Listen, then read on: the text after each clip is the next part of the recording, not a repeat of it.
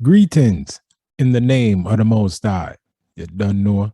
Welcome to our Thoughts, Not Yours podcast. I am your host, OG.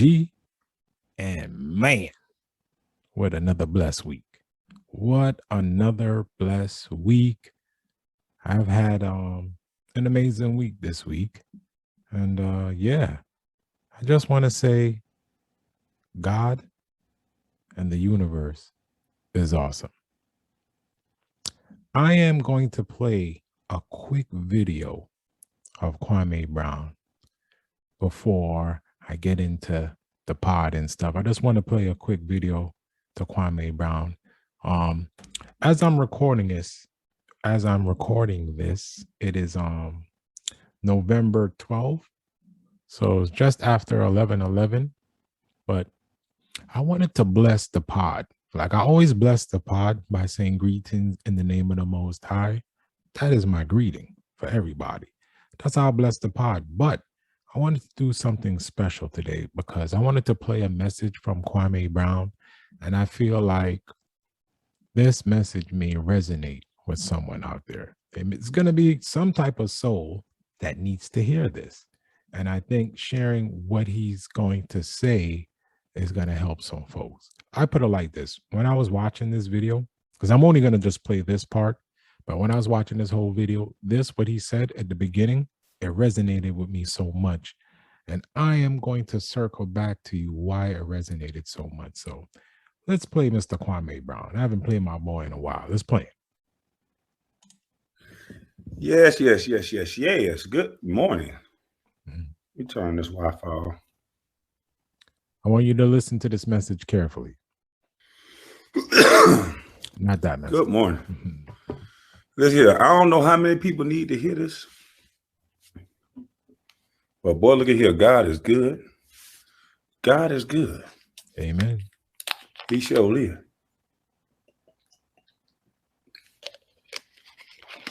God is good. And he right on time, Jack. I'm wrinkled. God is good and he's right on time. I'm talking about man. I don't know who need to hear this, but stay the course. Before we get into this, I want somebody need to hear this because I needed to hear it. You know, you got to stay the course. Whatever you got going on, I know it may not look like it's working out. I know you probably like I say a lot of outlandish stuff. All my friends, they'll tell you, boy, that boy Kwame always talking about something. He always talking about doing this, doing that. Hell, I said I was going to be the #1 damn draft pick. I'm always saying a bunch of outlandish shit I didn't achieve yet until I do it. So stay the course. Stay the goddamn course. Sorry for cursing YouTube, but stay the course, you know.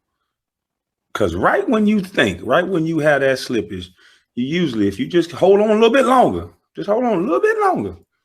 what you said, it'll manifest itself. As long as you're doing the work. Correct. Cause boy, look at here. God is good, Jack. Once you change your person, places, and things, and start putting yourself around people that got things to lose, and put yourself around people that fight as hard as you to get what they've got and maintain what they got, now you're working with something. So I try to make sure I protect my energy now, boy. Energy is key. Exactly. Protect your energy. Get around people that's just trying to chillax and trying to make some goddamn money and be their own boss. Facts. But shout out to y'all. Somebody need to hear that. So I hope they heard it and I hope they get the message. Appreciate that. But whatever you're doing in life, I'm telling you, stay the course. It's going to change for you. It's going to change. If it's going bad, if you stay positive, stay the course, it'll change. You feel me? That sounded like I was from New York. I want to pause it right there. And what he said, I hope that resonated with anyone who's trying to do certain things in their lives or who may be in a dark place right now, stay the course. It's funny that he said that because I have this this like quote on my podcast mic. I'm going to read it to you. It's very inspirational, motivational. It says, "Stay the course. Face the storm. Do it afraid. Go for the dream." Again, I'm going to repeat that. This is on my podcast mic. I have it hanging here as a reminder. Stay the course. Face the storm. Do it afraid. Go for the dream. And you heard what Kwame just said, right? How he said he felt like somebody needs to hear this. When he had said that originally, because this video that I played is like about a week old from him, when he had said that, man, it resonated with me so much because doing this podcast, right, by myself, dolo, it is the most nerve-wracking thing I think I've ever experienced besides performing on the stage when I used to be in the music game. This is probably the most nerve-wracking thing I've ever done. And it's just me by myself. But I think that's what was tripping me out. Like, damn, son, I'm by myself. But it's like God in the universe, my spirit guides, everybody's telling me I got this. My spiritual brother Alan, shout out to my spiritual brother Alan, man. Shout out to my spiritual brethren Duji. Shout out to my man Francisco. Shout out to my spiritual brethren Tahim, my spiritual brother. Like, I'm working on something with him behind the scenes. I'm trying to get him on the pod as a guest host because there's a script that I wrote specifically for me and Tahim to talk about a spiritual topic that I wanted his perspective from. I already wrote the script. I linked up with him. The scheduling conflict. So I want to actually get my brother Tahim, my spiritual brother Tahim, and my spiritual brother Alan on. I would like to get both of them on, but the way I wrote the script is just for me and Tahim. But shout out to my spiritual brother Alan, man. He had said something to me that resonated with me and it humbled me. He said that he had a vision, right? That I was making millions doing the podcast. That gave me goosebumps. And shout out to Shaba Bess. Big up, brethren. He linked me up a couple of days ago. And Shaba's a funny dude, son, because he would always just link me up randomly just to see how I'm doing. Like, God bless that dude. He will always check up on your boy. Like, don't matter how many years, whatever passed, I'll just get a random message from him. Be like, hey, how's it going? You okay? Family safe? Are you good? Like, but shout out to him. I had sent him an episode. I think I sent him 2 episodes of the pod, right? And he messaged me back and said he listened to some of the episodes. And he was like, man, Dread. He was like, you got to write a book. And I was like, what? I was like, right, what? He was like, you got to write a book. He's like, I was listening to the pod, man. And he's like, yo, the stuff you be talking about is so deep. He's like, I think the youth need to hear your words. And I said, of course, I was humbled. I said, thank you. That I would think about it. Right now, my mind is focused on the pod. I don't want to get distracted because I'm a Sagittarius. I need to make sure that I focus on the pod. But now that he put that bug in my ear, now, I'm a spiritual man. I believe in signs. He put that bug in my ear. So now that's in my subconscious about writing a book. I will think about it. But right now, I'm going to tell some stories through the pod. It's going to be some spiritual stuff mixed in with some real stuff. And I'm just going to give my testimony of my life. And hopefully that can encourage or help or inspire some human soul out there. So where am I going with all of this? Right? God and the universe is absolutely amazing, man, because I don't know if you know, last pod, I said, my sister, graduated. She passed away from stage 4 cancer, and I wasn't going to go to the funeral, but I wasn't going to go to the funeral because I have a fear of People that I love in caskets. I cannot handle that stuff. It gives me PTSD. Now, hear me out. The last funeral I went to was Elvon's funeral, right? Think about that. It's way back in 92, 93. That was the last funeral I attended.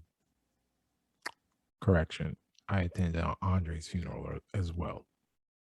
So that was back in the 90s, right? I've missed so many funerals after that. I missed my brethren Patrick's funeral. I missed my brethren Sleepy, aka Jamel's funeral. I missed my nephew's funeral, Nessa's son. I missed Aloysius' funeral, my step pops. You know what I mean? It's my uncle, but I call him my step pops.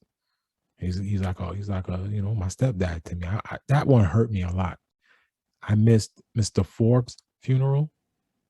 I missed Mama Lulu funeral. Many funerals I missed, man.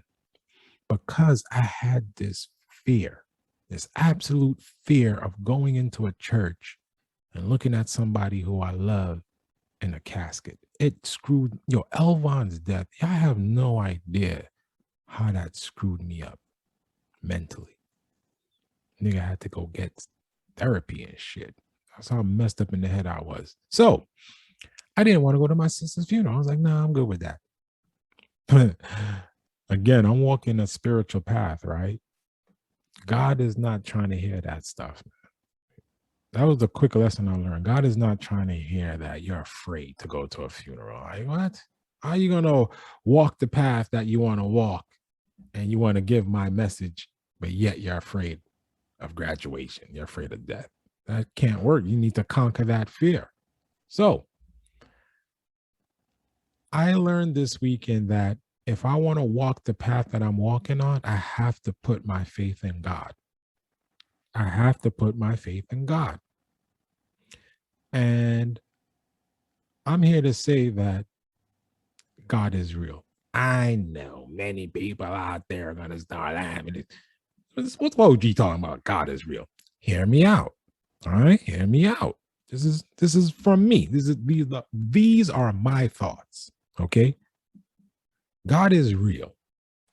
My sister, man, looked absolutely beautiful.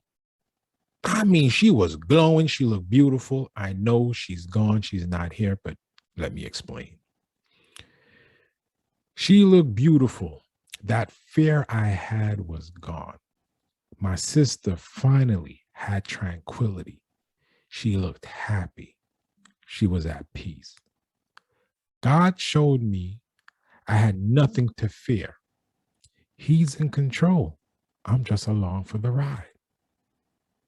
I got a chance to speak, and I told the story about my sister, but this is the actual story I wanted to share, right? My sister, she had this weird way of expressing love to you. It wasn't in a traditional way, okay? She did not like to show her emotions. I'm going to give you an example. My sister would talk to me. She would be really rough and a little disrespectful when she would talk to me. Because I used to always tell her, like, Star, the way you're talking to me right now, do you know a lot of people probably wouldn't have their tongues after they talk to me in the manner that you talk to me. But I let it slide because she's my sister, right? Here where I'm going with this. Many years ago, when little bully, my son, Latrell, when he was a baby, he was around 3 or 4. My ex-wife and I, we were renting a house to get the feel of how to, manage a house and all of that stuff. So we were renting out a house, and I went to New York, brought my mom and my sister up to spend some time with me. All right. So check it.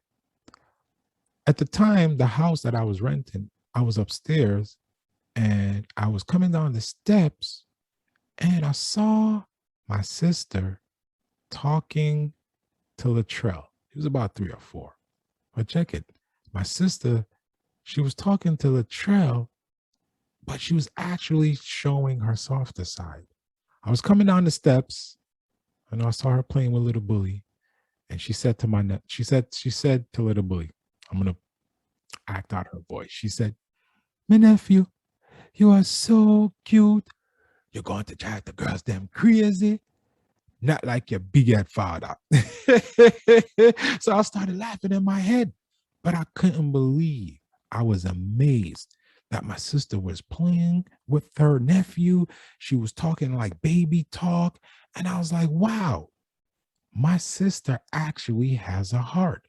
So that's when the light bulb above my head turned on. I was like, I get her now. I understand her. She will only show affection to little children and to people outside of the family. But when it came to the family, her way to express love was like talking to me the way she would talk to me because she showed me tough love. She also showed that to my niece and my nephew, her kids. She would show them tough love. Like she was not an affectionate person, but she actually was. She just had a funny way of showing it. And when I saw her play with Latrell that day, I knew my sister had a heart. And I knew the way she spoke to me and would tease me about my head and all that stuff, that was her way of showing love. Right? She's not going to talk to me like the way she talked to Latrell, but she would express her love to me in a different manner. That story was the story I wanted to share when I was speaking, in the church about her. I forgot to tell that story. I talked about something else, but I forgot to tell that story. That was a really important story, but I wanted to share it with the pod. So yeah, I couldn't believe it, man. It was in that moment I realized my sister had a heart. Her love for me was tough love. My sister always called me on my birthday and say, "Happy birthday, big head boy." And then she would say, "No matter how old you get, you will always be my baby brother." And it resonated with me. She always called me on my birthday, Dre. Always. She'll always say, "Happy birthday, big head boy." I ain't gonna front, son. I'm gonna miss those calls, man. Then, then, nah, before I even go there, let me. Then I'm in the church, right? My brother Troy is there from Jamaica, man. And this dude is just like he's bugging out, son. He's sitting by himself. He ain't talking to nobody. He's not socializing with nobody. He's just being the black sheep. So I'm like, all right, my brother seems to be battling something. So I was like, you know what? I'm gonna go sit next to this dude. So I go over there, I go talk to him. Wagwan, brethren, greetings in the name of the Most High, Wagwan King. And me and him is talking and we talking. And I'm like, Star, why are you sitting here by yourself away from everybody? I don't want to mingle with them people that start them. Come out firing and look, brother. I truly don't know a Star. You don't grow up with it. You don't grow up wrong with man. You grew up by yourself. But me grew up with them and them thing done. Boy, I mean, like, oh, them I flex. He said, from they came to foreign, which is America, he said they turned fool. Like they forgot where they came from. And he doesn't like that. So I told my brother, man, I'm like, Star, you gotta let that stuff go, Dred.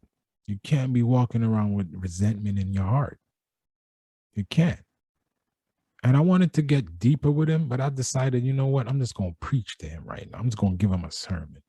Then he started crying as me and him was talking. He started shedding a look of tear. My brother Troy is just like Paulette. This man don't like to show no emotion. He's extremely rough around the edges. My God. But I understand him. I understand him very, very, very well. And me and him just chopped it up. We talked. I told him that I love him, and all this anger and resentment, all this stuff that he's feeling, he need to let that stuff go and move on. You can't. I'm like, now it's just four of us, Dred. We lost both of our sisters. Now it's just four of us now. It's me, him, my brother Ron, my brother Patrick. So now what? You're just gonna continue with this resentment thing? So, I try to preach to him, give him a sermon, try to make him feel a little bit better, man. Trust, I tried, but my brother Troy, he's a little rough around the edges. I think I got to him a little bit, but again, he's Troy. So we'll see. Right.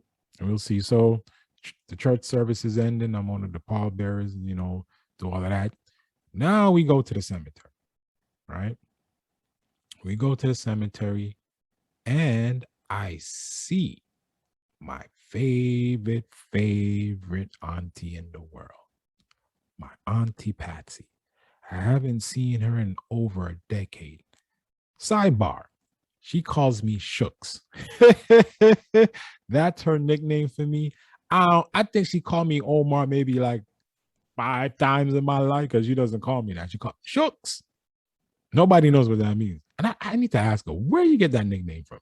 Because she's just been calling me that since I was a baby, Shooks. So she sees me. I take off my glasses. I take off my mask. I'm like, screw all of that. I'm vaccinated. So I'm like, screw all of that. This is auntie, son. My favorite auntie. It's like my stepmother, dog. It's like my second mom, son. Yeah. It's like my second mom, son. It's Auntie Patsy. I love her so much. Like, I started crying, son, because it was tears of joy and sadness because I love her so much and I ain't see her so long. So yeah, I started crying. She's like, She's like, don't bother with that thing there. Hold them tears there. No crying. No crying. Stop the crying. Because if he was crying, I got make me cry. So I had to wheel it back in, stop the crying. Me and her talking, we chopping it up. And she's like, how your brothers them doing? And I'm like, man, they be acting weird towards mommies. And I'm like, they still have a little bit of resentment, man. And then my auntie Patsy, man, she saw my aunt and she said, I see that you're spiritual. And I said, yes. And she said, me too. So me and us talking about, my spiritual growth, my spiritual journey, when I'm going through.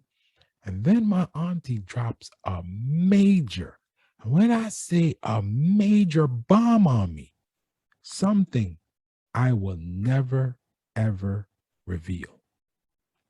This, what she revealed to me, will go with me to my grave, right?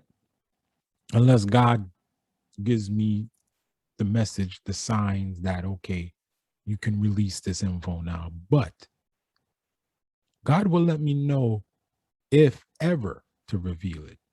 But the amazing thing that was revealed to me, I was like, wow, God, you constantly are teaching me lessons. That was a revelation that I got. Here's the crazy thing, right? Not only did God want me to conquer my fear at the funeral, which I did, but he also knew that message that I received was going to reveal, it was going to answer a lot of burning questions that I had. Okay. This is why I keep telling everybody that I can meditate and talk to God. You'll be amazed. You'll be amazed at the way he gets you the information that you're looking for. Okay. So my auntie Patsy drops this major revelation on me. Like what she told me will change my life. It's going to change my life forever because what she told me, it gave me clarity. I finally got clarity on something that's been bugging me since I was around 5, 6. It's been bugging me. Always been bugging me. It's been bothering me. I was just curious and I had questions. And my auntie, she gave me the revelation. So I love you, auntie. Don't worry. It's going to go with me to my grave. I will not tell anyone. Unless God tells me it's the time. And God timing is always divine. So we shall see. But I'm going to keep what she told me to my grave. And what I learned, like I said, it gave me clarity and a better understanding. I fully understand now why I have to walk the path I'm walking. I know my role. I know my purpose. What she revealed to me gave me clarity. Like I said, I know my role and I know my purpose now. And I know why I have to walk the path I'm walking. Everything makes sense now. Everything makes sense. Now we go to the repose, right? Now we go to the repose after the cemetery thing. We go to the repose, everybody gather. And oh, by the way, my sister's funeral was packed. She affected a lot of people's lives, man. She touched a lot of people's lives, especially at her old JP and back on the block where she lived. Like a lot of people showed up, man. Like she touched a lot of people's lives, man. I was glad to see that. And I was glad my mother got to see that. So we go to the repose now. This is where things get fun, son. This is where things get fun. When I tell you so many things was being revealed to me, a lot of things came to light, man. A lot of things came to light. So, you know, it was like at a bar type deal in Brooklyn. Hey, yo, fun fact, I'm gonna give y'all some funny ass shit. So, oh yeah, I was in Brooklyn, by the way, this past Saturday. I didn't announce anything on Facebook like I normally do when I touch NY. So sorry, everybody. I didn't announce anything because I knew people would hit me up, be like, yo, come check me, but couldn't. That day was directly, specifically for the family. I had a mission, I had a purpose. I did not want to get distracted off that mission. I had to be there for my family. I'm gonna explain why I had to be there. After I drink some water, I gotta drink some water, son. Hold on, sidebar. Drink that water, OG.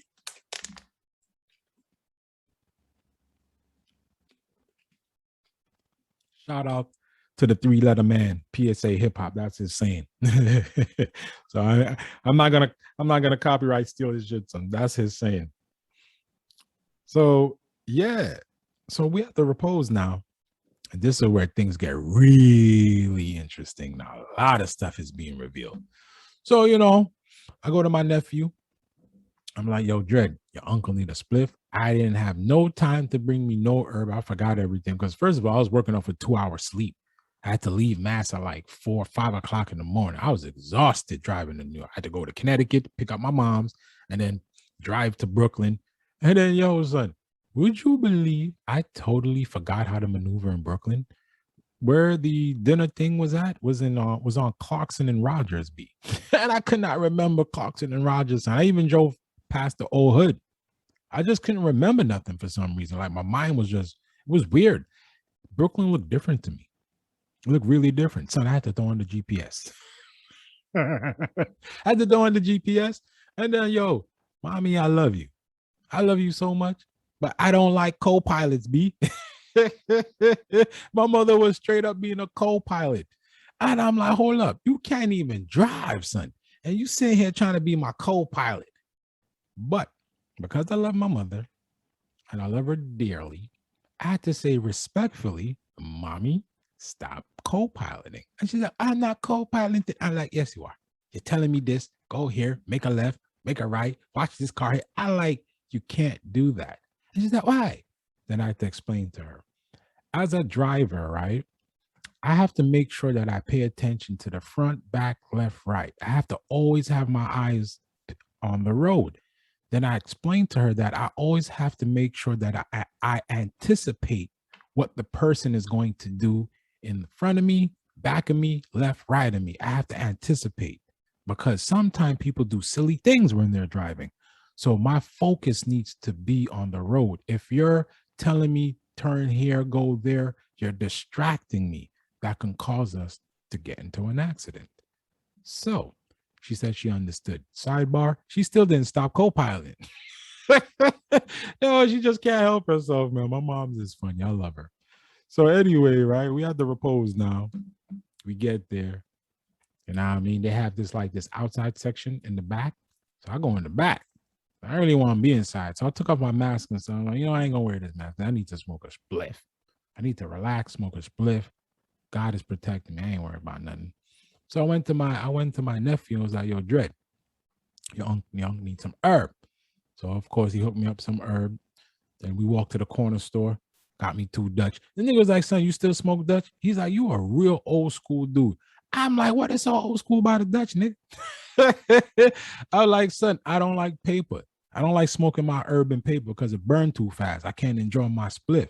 At least with the blunt, the leaf, you know what I mean? It burns slow. I can smoke, take 3-4 hits, put it out, son. You know what I mean? Or if I just want to sit there holding in my hand and just smoke a little at a time, I can enjoy my herb. Sidebar. When I smoke weed, Star, I don't smoke weed just to get high. I smoke weed to relax my mind. It puts me in a meditative state. It relaxes me. It makes me, calm. It makes me cool and collected. Like I'm cooling, I'm chilling. I'm not just smoking just to get high. I don't do that. Especially now, when I smoke, I go straight to meditation because I feel like I zone in more when I'm smoking my spliff. I feel like I zone in more and I can meditate stronger and I can really focus on my meditation to decompress. So anyway, roll up my spliff. I'm there smoking, taking in the environment. My niece husband comes stands next to me. His name is Joe. Shout out to Joe. And I had a really horrible day that Friday. That Friday, the day before my sister's funeral, I had a business meeting. That business meeting lasted for 2 hours. And man, it was a great meeting. Everything was, the meeting was fire, son. A lot of the stuff that was being thrown around, the proposals, the ideas, everything was just fire. I'm like, oh man, this is really happening. Let me get to the last 5 minutes of the meeting.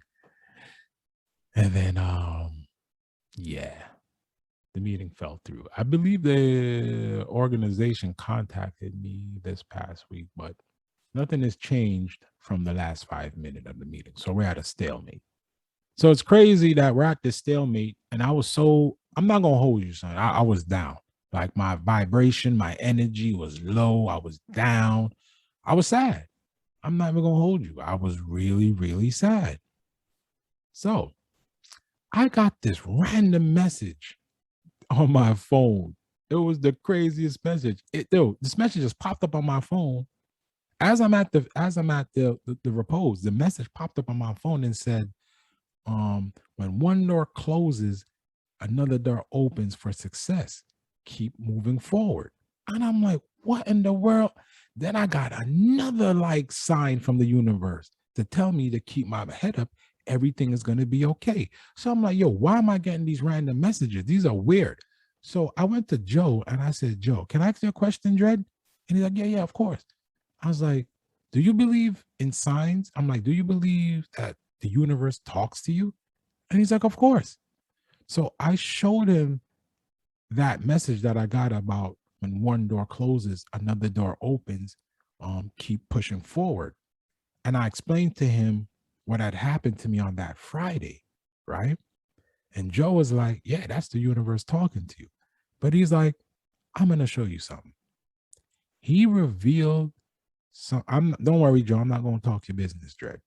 He revealed something to me that absolutely blew my mind.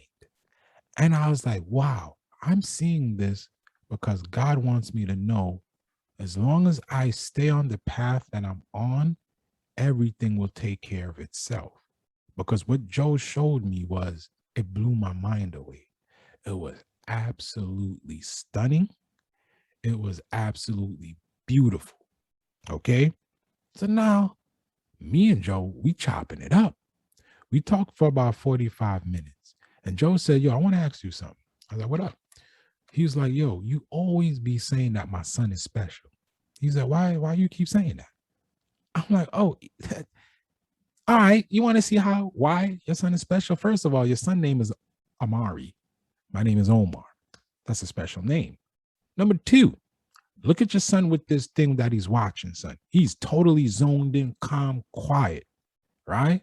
The dude is special. Then, number three, look, man, your son is what, 3, 4? Look, he's a lefty. He's special. That's all you need to know. People that are a lefty are special people, man. They're special human beings. The majority of the world is right. So if you're a lefty, you're unique.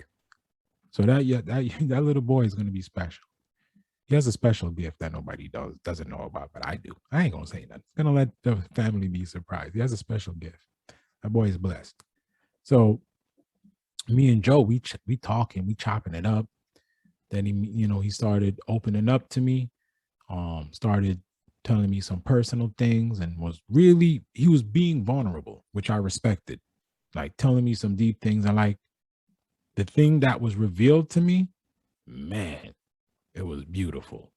And him and my niece are going through a little rough patch right now.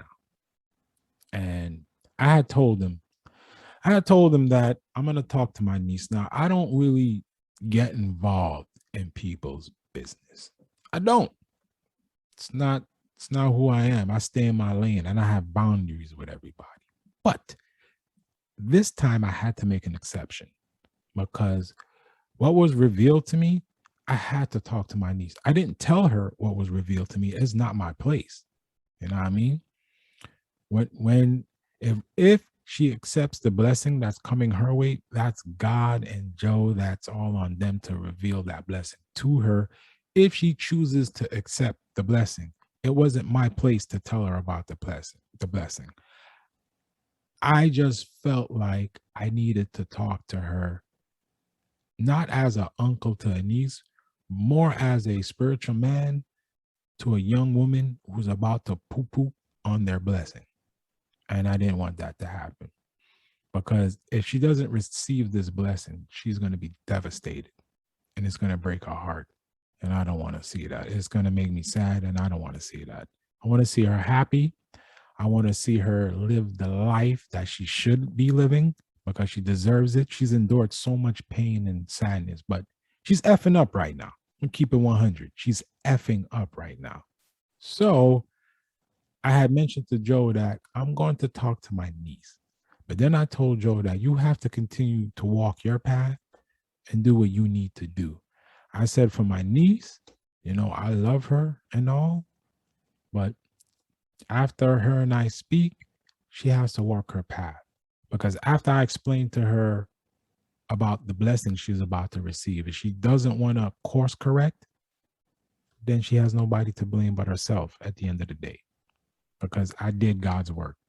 I passed along the message that God wanted me to pass to her. Right? So that was just me and Joe. Now I go to my nephew, Keyshawn, my brother Patrick's son. Sidebar again, I got to drink some water. Drink that water, OG.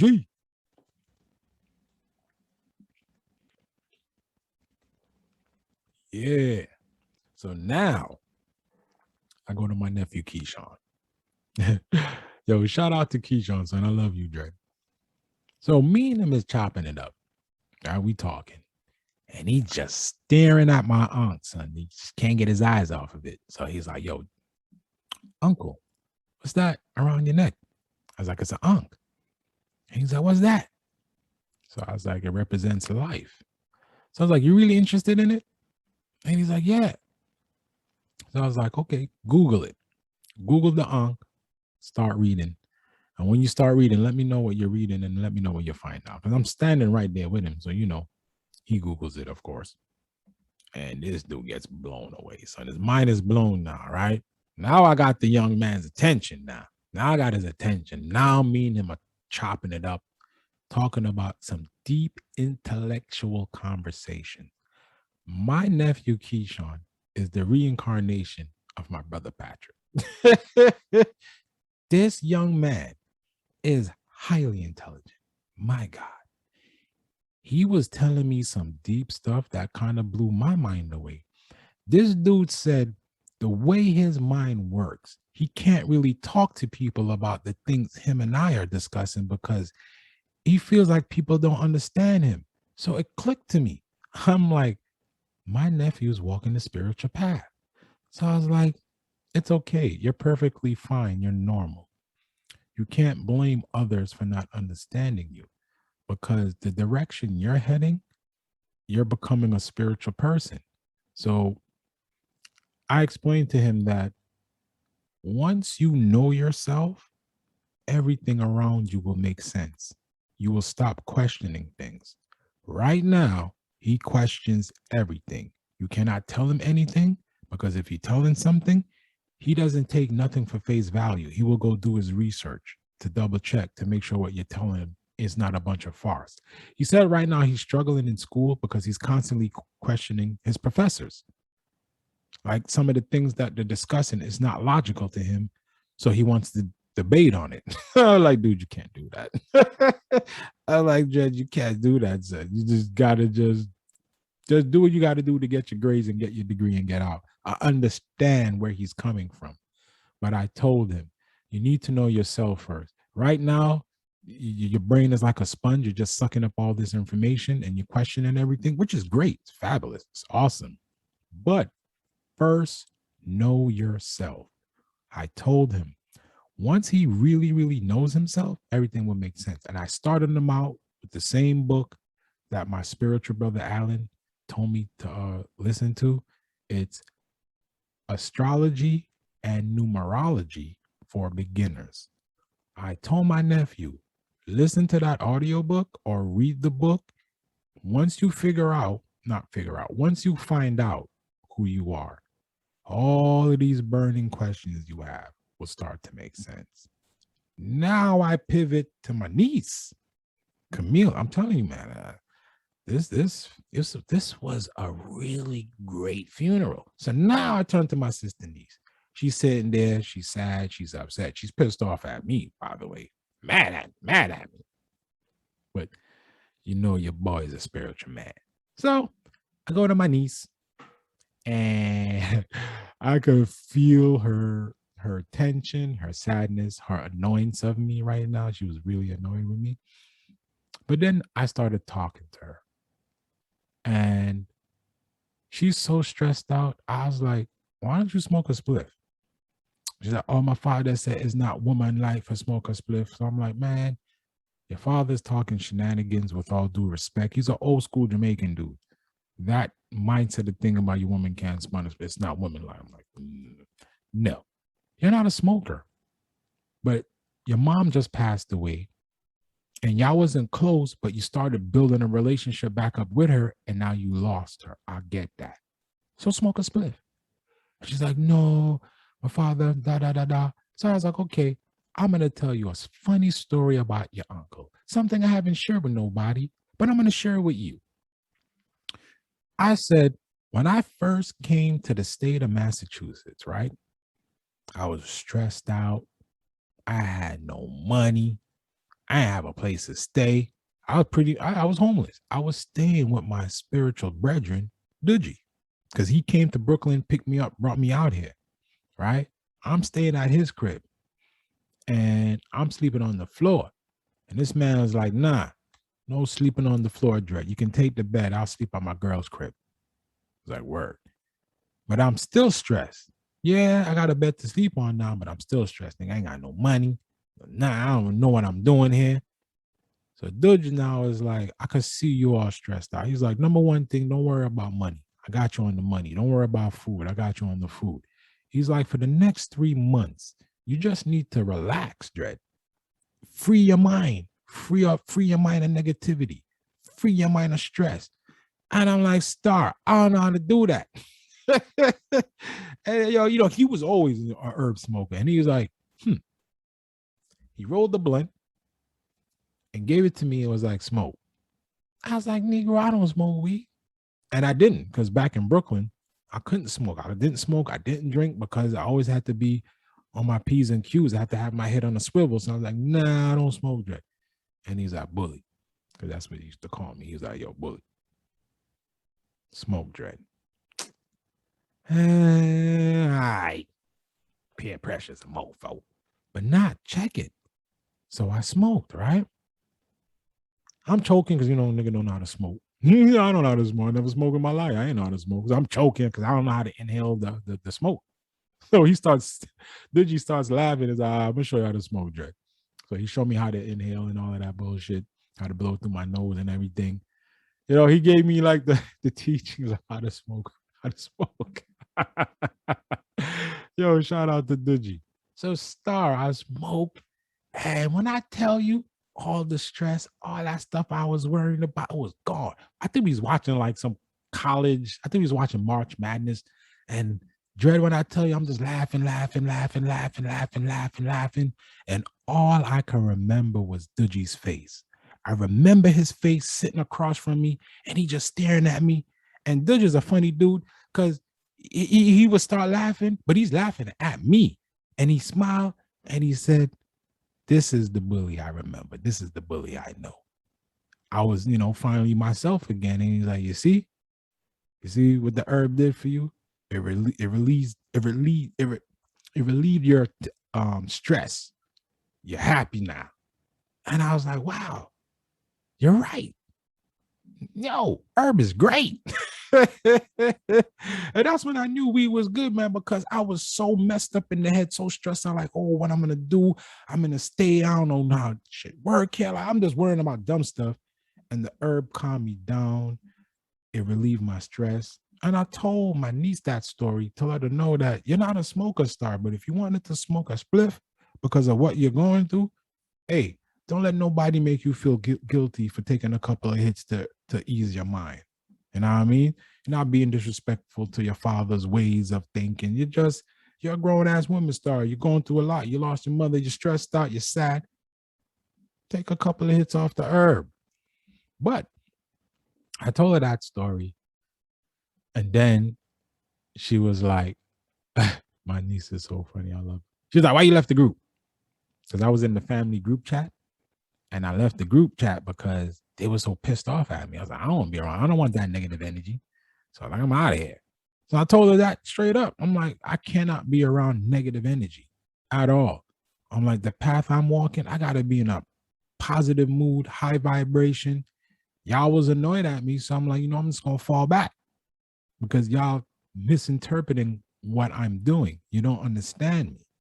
So I had to explain to my niece something, man. I had to stress to her. Like, I'm a spiritual man. That's who your uncle is. I said, when I talk to you about something, it's always coming from a place of love. It's never coming from a place of malice or discontent or hate. Never. It's always coming from a place of love. So then my niece apologized to me. She was like, I'm sorry. She said, I was upset with you because when you gave my mother that sermon, about embracing what's about to happen, that, my grandmother, my sister, my uncles, like she got family waiting for her.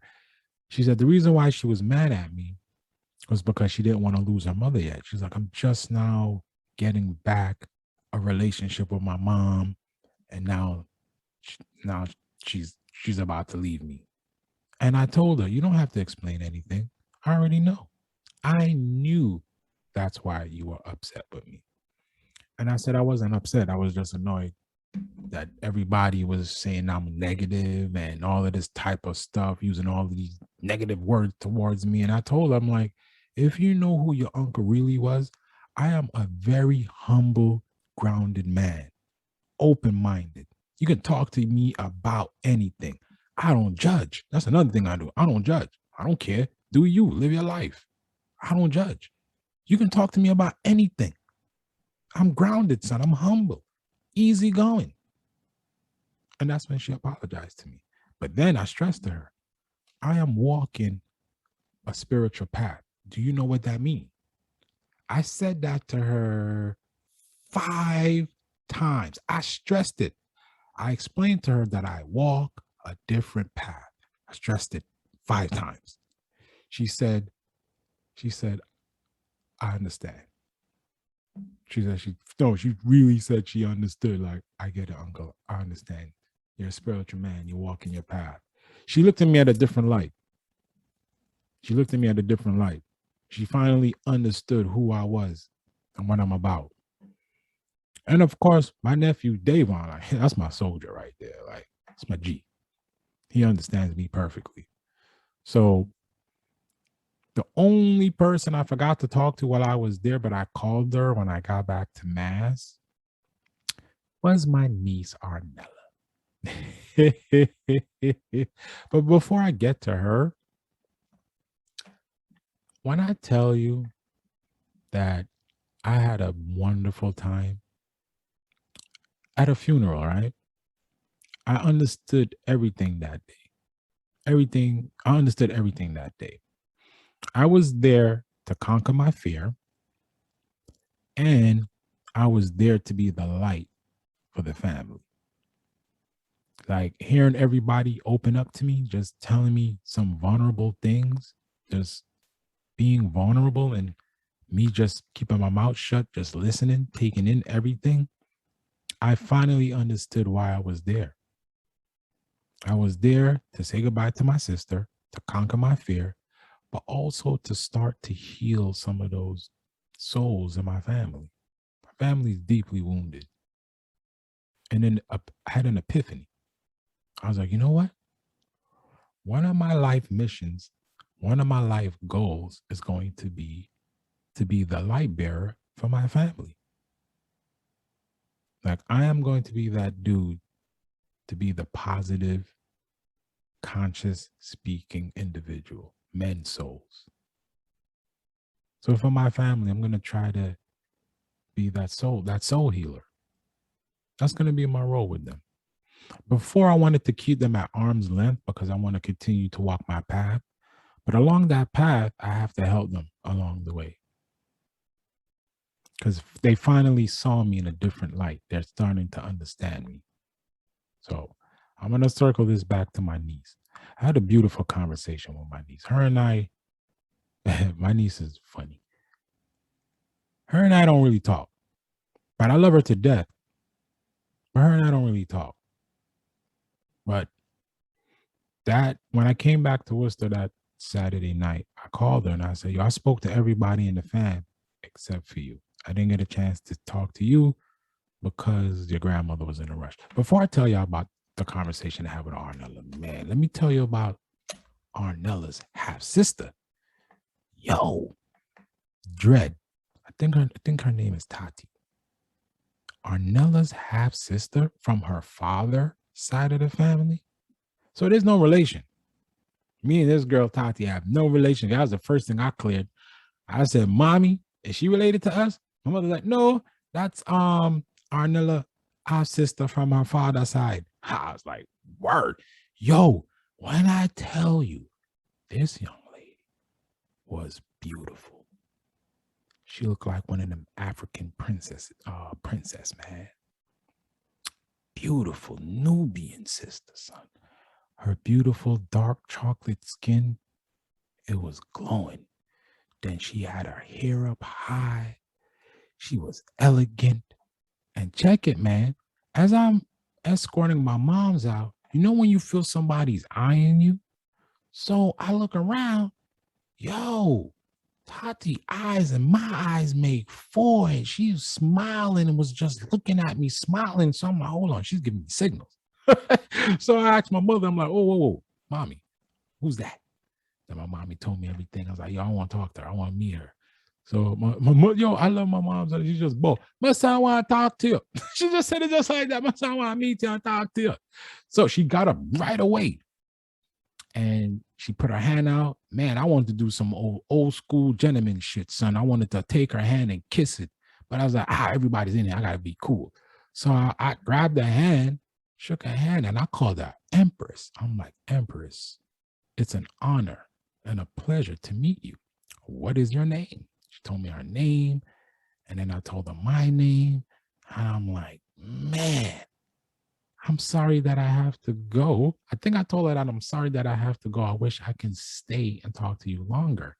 And she smiled, nodded her head, and she spoke so elegant,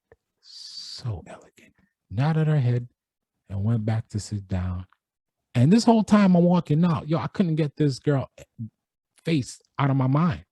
I get back to my car, and yo, this girl's face was just planted in my mind. When I tell you, I'm not even exaggerating. She looked like an African queen. That's how beautiful she was. And my mother had some racist shit to say to me. My mother, yo, I love you, mom. My mother's like, you don't like black women. I'm like, wait, what? My mother's like, all the women you date is white and Spanish. I'm like, that is not true. I date every woman. I don't care what your ethnic background is. I go by your intelligence and your character. That's what I like.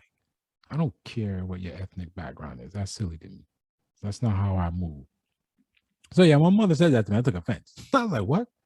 Like, nah, man, you saw how beautiful she was. I'm like, yeah. My mother was like, yeah, she's beautiful, but you don't date black woman. I was like, whatever, mommy, but I do. But this one I would definitely date. She's a little younger.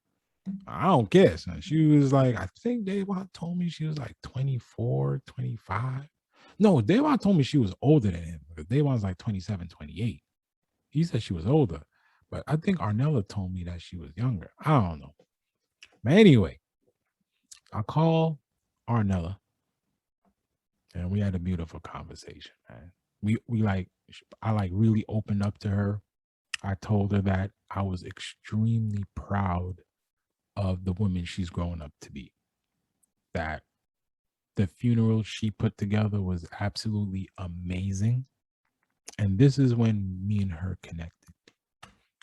I said, I don't know if you know this, but your uncle has a fear of funerals. Well, I had a fear of funerals and I conquered my fear today. And I wanted to thank you for that. And she's like, why? Because your mother was absolutely beautiful. God showed me I had nothing to fear. That your mother was absolutely beautiful, son. She was finally in peace. She had tranquility. My niece agreed with me. She agreed. And mind you, she was mad at me. Before, she was upset with me because I gave my sister that sermon. She was upset with me, but she agreed with me. She said she saw what I was talking about having her mom just be at peace. She saw it because she was happy too that she saw her mother looked happy. Like her body looked at peace. I don't know how else to explain it. She looked like she was in tranquility. That's the only way I can describe it. She looked beautiful, man. And now I no longer have fear of funerals. Me and my niece chopped it up. You know what I mean? I even after we bonded, I tried to slide in. Hey, can I have your half sister's number? She's like, Uncle, what? I was like, yo, your half sister is beautiful. She started laughing. But she's like, I think she has a boyfriend, Uncle. I was like, oh, never mind. I said, I ain't that type of man. I said, the path I'm walking, I don't mess around with that stuff. So I'm like, oh, never mind.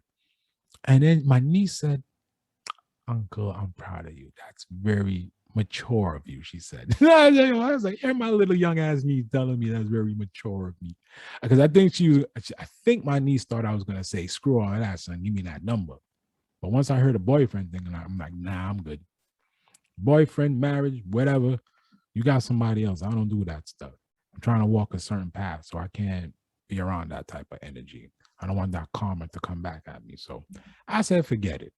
But man, I learned so much about my family that day, about myself, and about God in the universe, man. I learned so much. And that's why I've always been saying, man, I've always been spiritual. I just been suppressing this crap, son. I've been suppressing my spirit side this whole time, doing all types of shenanigans.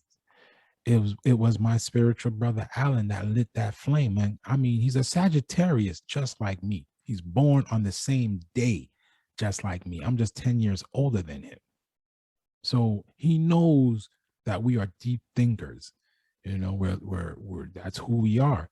And he knew I was suppressing my spirit. And he's a very deep spiritual person, and there's rules to this game. But he was like, you know what? You're me. You're just a little lost. So he opened up the Pandora's box, man, and I thank him for it because it's just been a blessing ever since then. I finally know myself, and like I said, everything makes sense to me. So I thank God for moving pieces to get me to that funeral. He had my brother call me, my brother Patrick. Him and I spoke at the he called me and I called him actually. And then we spoke for like 25 minutes and he wasn't trying to hear me not being there. Like I was dead. So I respect my brother. So I had to go. And then, of course, my niece called me, but I couldn't talk to her because I was busy at work. And then my nephew called me, but I spoke to my nephew. So I was glad God moved pieces to get my attention to go to the funeral. Because like I said, it wasn't just about just going to the funeral, right? It wasn't just about me conquering my fear. I had to hear all of those testimonies that people were giving to me. All right. I had to hear all of that stuff. Then I had to interact with them so they can finally get to understand who I am. Because I think moving forward now, we're going to have a better relationship. Because the path that I'm walking, I will always try to be that light when things get dark in the family. And I haven't mentioned this whole time during the pod. There's another reason why God wanted me to conquer that fear. You know, my mother's old. Okay. And everybody who knows me knows how close I am to my mom. So let's fast forward. What's going to happen when my mother graduation takes place? And the mindset that I have with funerals. God knows that would break me. And if I'm going to do God's work and live my sole purpose, there is no way I would be able to function when my mother's graduation comes. God knows that. He knows the future that's already been written. He knows what's going to happen. So he's like, we got to get you prepared. So this was that step in preparation for my mother's graduation. And now that I'm leaning heavily into my spirit side, when that day comes, I will have tranquility. I will be able to handle that day. And I'm already planning. That day will be a celebration of my mother's life, just like it was a celebration of my sister's life. That's exactly how I'm going to plan my mother's graduation, just like my sister. I'm going to, God willing, if I have the money, I'm going to move my sister remains from wherever they buried her at. I think it's in Mount Vernon. I'm going to move my sister remains. I'm going to put her remains where my sister Paulette is buried. And then when my mother graduation takes place, I'm going to have my mother with her daughters. That is the mindset that I have because I see the vision already. I've seen the future already. That's what I'm going to do. I'm going to make things right. I'm going to make sure my mother's graduation is a celebration of her life, and I'm going to have her be with her kids. So, with that being said, I am going to play a video for my man, Fascinating TV. And this video I am going to play, it resonated with me. It resonated with me at my sister's funeral. So I thought, let me play this video so folks can have an understanding that you need to be the hero in your own life story. That day at my sister's funeral, I felt like a little hero. Like just talking to people and just hearing them out. What's the thing I always stress on this pod? Communication, right? I always say we don't show enough love and communication. Sometimes people just want to talk to somebody to get things off their chest. Sometimes people just want to hear kind words to get them through the day. Kind words. That's why now I've been throwing out the word love, because love is powerful, son. And we need to start showing each other love. Kind words. Empowerment. Words of empowerment. That's what I'm looking for. Words of empowerment. We need to empower one another. That's why when I see a brother, I call him king. I see a woman, I call her queen. Those words are powerful and make you feel good. That's how we should be living amongst one another. Communication and show more kindness, love, joy, happiness. The world would be a better place. Talk more. So be the superhero in your own movie called your life. And let's play Fascinating TV's video about such said thing. If you treat the world as a movie of your life, and you treat yourself as the hero of that movie, it makes the world a much more pleasant place to deal with. If your life is a movie and you're the director, why did you add this scene to it? By that I mean your experiences and daily events. There is no reality aside from your definition of it. There are two ways to look at life. One is that everything is happening to you. In this perspective, we become unsuspecting victims of our circumstances. We are affected by change or other people's behavior, and we have no other choice but to blame things outside of ourselves, for anything from our bad moods to the reason that we aren't fulfilled, abundant, or at peace with our existence. In this instance, the actor becomes the character he is playing, so much so that he forgets he's playing a part in a movie, and starts to believe that not only is he the character that he is playing, but that he has absolute zero control over how he is experiencing the circumstances that come his way. This character is often negatively affected by unplanned change, or anything that he himself has defined as a negative circumstance. perceived negative circumstances must be indicative that life is hard, life is terrible, or that nothing is working out for him or her. The second way to look at life is that everything is happening for you. Through this lens, we find that every single thing that comes our way can only be coming to strip from us something else that we are not. Even limited beliefs about ourselves or life. Or to move us on to bigger and better people, places, and things. This person not only sees himself as the actor in the movie, but also the director, the casting agent, and the observer of the movie as well. Note that both people will undoubtedly experience unplanned situations and even unwanted situations, but the difference is that the first character will define every challenging circumstance as proof that things aren't going well for them. To him or her, circumstances that were not planned symbolize the difficulty of life and reinforce their belief that they are a victim of their circumstances. The second person instead uses any adversity in their lives to symbolize how well things are going for them. Challenges and change must mean that they are once again growing and evolving and moving on to situations they are better suited to who they are. That part right there is what I'm learning in life right now. During this spiritual journey, I'm learning that everything, all the tragedy, all the bad stuff that happened in my life, everything has led me to this point. All right. My homegirl, Chevy, she went through something. I'm not going to talk her business, but she went through something very personal and it's hurting her. Right. And I told her, I'm like, do you know in 10 years, you're going to look back at this particular time in your life and you're going to laugh. I said, right now, you don't feel that way. That is natural. Right now, she's bitter. She's upset. She's contemplating a lot of things. She's having regrets. I'm trying to get that regret thing out of her head because I'm telling her, don't have no regrets. Everything happens for a reason. I'm also trying to get out of her head that she wasted time, trying to get that out of her head. And there's no such thing as regrets or waste of time. What she went through, she had to go through for a reason. It's preparing her for something else. She just doesn't see it yet.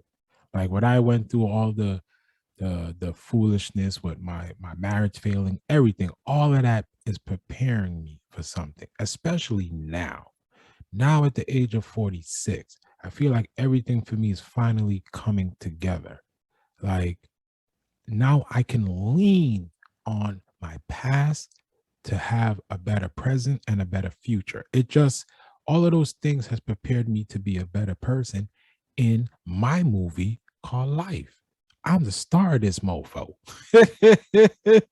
So now that I'm on the spiritual journey and I do a lot of self-reflecting, I'm grateful for the experiences that I had to endure because, like I said, whatever God has planned for me and whatever female God has planned for me, that individual is going to get a new man, a man who is walking a spiritual path, a man who understands his shortcomings, a man who understands about communication, a man who understands what love is, a man who understands what being a partner is, a man who understands a lot of things now. Like I understand a lot of things now.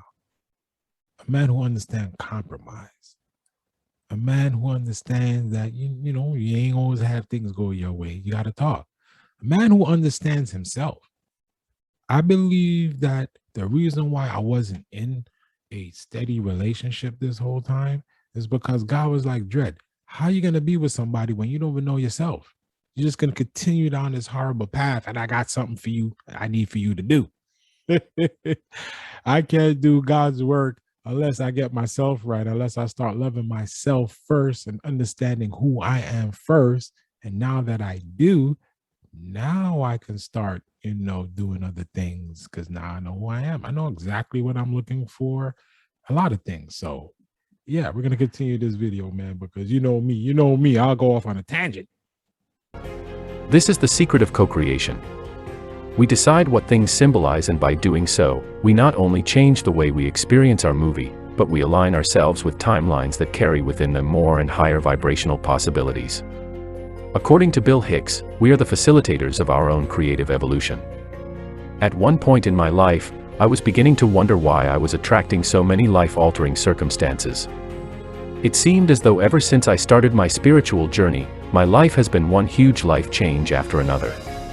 While everyone else around me seemed to be living somewhat comfortably, with very little change in their lives from month to month, year to year, my life was becoming one big roller coaster of ups and downs.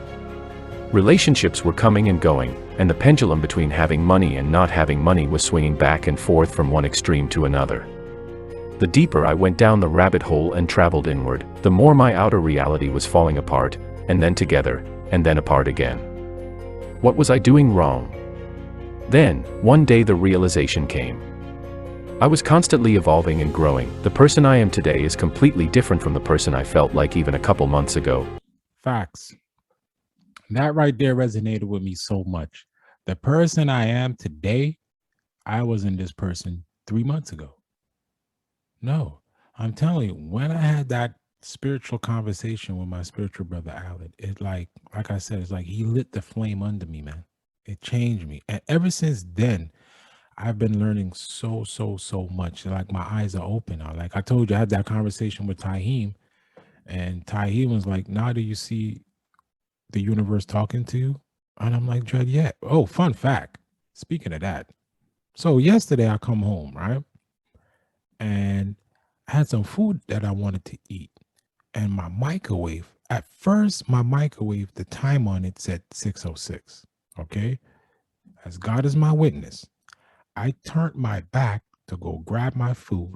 When I turned around, the microwave said 8888. I'm going to repeat that again.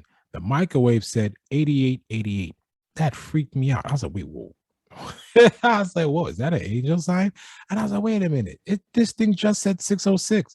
Why is it saying 8888? I did not touch the microwave. I did not touch it. It said 6:06. I turned around to go grab my food to put it in the microwave. I turned around and it said 8888. So of course, number was on my mind all night. So when I woke up today, I think today when I was at work on my break, I was like, what is this angel sign? And I knew 11/11 is an important day. So I looked up the angel sign and it just shocked me what I read. So if you want to know what 8888 is, go Google it. Go Google angel signs 8888. And you'll know what was revealed to me from my microwave. My angels were talking to me. So again, the old me, the me 4 months ago would have totally bypassed that 8888 angel sign. Another fun fact, another sidebar. When I smudged my crib, as I smudged my apartment, when I smudged my crib, my oven was flashing 11/11. Again, angel signs. Those are my angels telling me, yes, you're smudging. We love it. Thank you. This is what I'm talking about now that I'm on the spiritual path. I'm paying attention now. Like I'm awoken.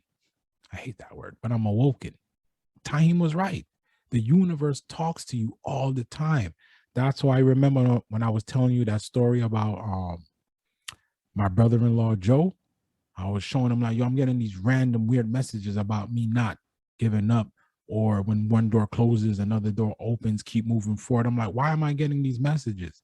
And then it all made sense because God, my spirit guides, knew how I was depressed. I'm not even going to hold you. I was sad that Friday. You know what I mean?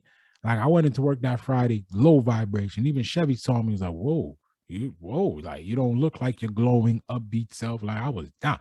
She was even concerned about me because she called me that Friday. It's like, I'm concerned, you okay? And I told her what happened. And nah, I wasn't. But God kept showing me the signs. The universe kept showing me the signs that everything is going to be fine. And then I got a package in the mail. I got a funny package in the mail. And as I'm unpacking the stuff, that's where I got the thing that says, stay the course, face the storm, do it afraid, go for the dream. Come on, man. Come on, man. You cannot tell me that's not a sign. I have another one here I can read to you guys. I will do what I can with what I have, knowing that I always have way more than I'm aware of. I'm going to read that again. I will do what I can with what I have, knowing that I always have a way more than I'm aware of. Oh, I messed that. Let me read that again. And I didn't even smoke yet. I will do what I can with what I have, knowing that I always have a way more than I'm aware of. Meaning God is telling me you got more than you think. You want another quote? I'll give you another one. Whatever you dream, you can do. Begin it with boldness. Boldness has genius, power, and magic in it. Begin it now. These were all the things that I received in that package. And I'm like, wow, God and my angels are talking to me. I didn't get those. I got those packages a couple of days after that business meeting. And I'm like, wow, God is talking to me. So yeah, we're going to continue this video, man. I know I got up on a little sidebar tangent there. My bad. Let alone a couple of years. Perhaps, the radical transformation I was undergoing internally was constantly attracting to me newer and more transformational experiences that were only furthering along my emotional growth and spiritual maturity. Commercial time. You know, them and these damn commercials. I'm sorry, y'all. Here we go. Get rid of that commercial. The fact that I was changing so much inside was only ensuring that I would keep drawing to me more challenging situations to get through. And the irony of the whole thing is, as time went on, the less stable my circumstances seemed, the more peace I felt inside. Instead of using instability and change to symbolize how wrong I was doing things, I decided it could only symbolize how transformed I was becoming. Instead of using material wealth to symbolize how abundant or not abundant I was, I decided to change my definition of abundance from solely meaning how much money I did or didn't have, to instead encompass every single thing I came across. I have clothes on my back, I am not starving, I have a roof over my head, and a cell phone to use if I need to call someone. Exactly, man. The simple things in life. It's so true. But I will love to have abundance because there's a lot of things that I want to do that I need money to do. So, but he's correct. I understand the point that he's trying to make. I'm the same way. Like I'm such a humble, grounded person. I'm grateful for everything that I have. And I say that all the time, whether it's small, big, whatever. I am grateful for what I have, but I still want more. And there's nothing wrong with wanting more in your life. That's another thing I'm learning. I used to think that wanting more in life is not spiritual. It's being selfish. Actually, it's the total opposite. You wanting more is you wanting the time and freedom to do the things that are important to you. I do not have the time and freedom right now. There's a lot of things I want to do. I want to go to Hawaii on a spiritual vacation. I ain't going to Hawaii just to go to Hawaii. I'm going there on a spiritual vacation. Then I want to go to Cairo, Egypt, because I want to go to the pyramids. Again, another spiritual vacation. Like these are the things that I want to do. I want to buy a house in Arizona. These are the things that I want to do. But Arizona is probably going to come after my mother's graduation, because if I do move to Arizona, I got to bring her with me. I can't have her in Connecticut. Like I got to bring her with me. So these are the things I want to do, but I need to have money abundance to do it. A lot of money. And I'm hoping that I can make it in the space. Not hope. I know that I will make it in this space, in this podcast space here, to do the things that I want to do. Because I feel like my voice is the gift. My ability to speak is the gift that I have. And I'm going to use that gift for the right way. I'm going to use that power of the voice that I have the right way. Because I know how powerful a voice can be. And I'm going to use mine the right way. So we shall continue. I'm telling you, fascinating TV, man. His videos always are perfect timing, son. Like it always resonates with me, man. So that's why I thought I would just share it with the universe. Who's to say I am not abundant? By simply changing the way I defined myself and my life circumstances, I was able to change my experience of life. And instead of deciding that unplanned change must symbolize that there is something that I need to fear, I instead decided to openly accept it as yet another chance for me to grow into a better version of my former self, and use it as an indicator that things can only be getting better for me. When something goes wrong in your life, just yell plot twist and move on. Every once in a while, it's important that we take a step back from reality and really question how we are defining ourselves and what things symbolize to us. Are the characters in our movie symbolizing how powerless we are? Or can we use our interactions with them as catalysts to discover yet another unconscious aspect of ourselves that is trying to make itself known through them? Do the things we own and the numbers in our bank account symbolize how much we don't have? Or do they instead symbolize how many things we have to be grateful for? Does pain, heartbreak, fear and loneliness symbolize how terrible we must be doing at life?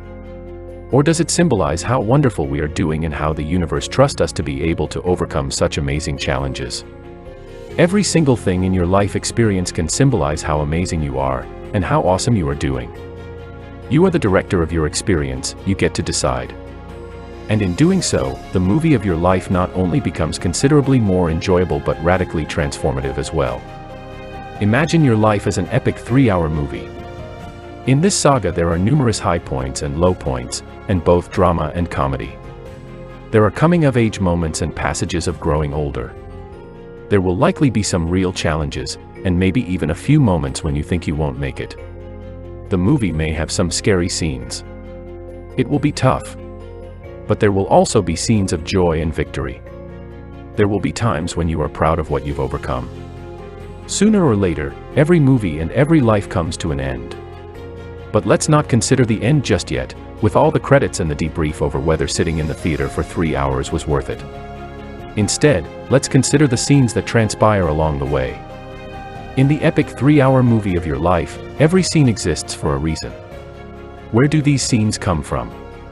Presumably they come from the director, who determines the plotting and sequence of events from start to finish. Who directs the movie of your life? Well, you do, of course.